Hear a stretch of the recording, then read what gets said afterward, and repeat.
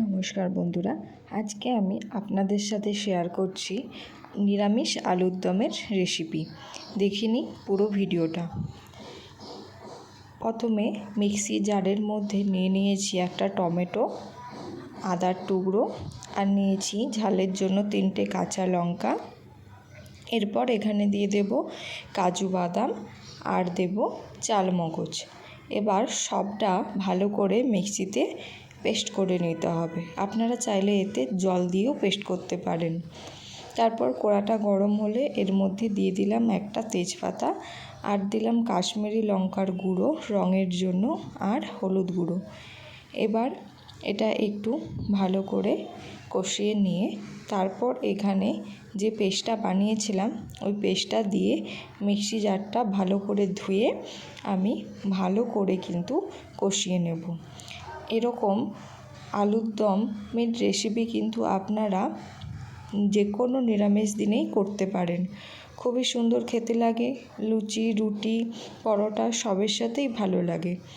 এখানে আমি আলু ভাজাটা স্কিপ করে গেছিলাম, আর দিয়ে দিয়েছি নুন, আর দিলাম একটু চিনি।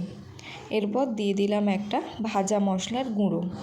ভাজা মশলার রেসিপিটা আমি পরে একদিন আপনাদের সাথে শেয়ার করব।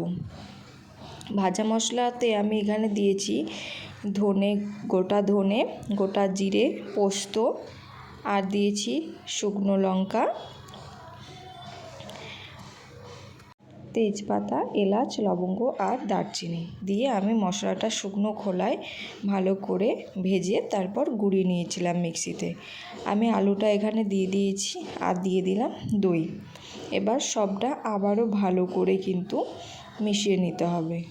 এরপর আপনারা যদি আলুটা ভাজার সময় ভালো করে সেদ্ধ না করে থাকেন, তাহলে এইরকমভাবে ঢাকা দিয়ে কিন্তু সেদ্ধ করতে হবে। আমি ভাজার সময় আলুটা ভালো করে সেদ্ধ করে নিয়েছিলাম, তাই বেশি আর সেদ্ধ করতে হয়নি। সবশেষে দিয়ে দিলাম ধনেপাতা, আর দিয়ে দেব একটু ঘি। এবার সবটা আবারও ভালো করে মিশিয়ে নেব। অবশ্যই একবার বাড়িতে এই রকম নিরামিষ আলুর দম তৈরি করবেন। তৈরি হয়ে গেল আজকের রেসিপি আমার নিরামিষ আলুর দম। দেখুন কালারটা কতটা সুন্দর আসছে। নমস্কার, সবাই ভালো থাকবেন, সুস্থ থাকবেন।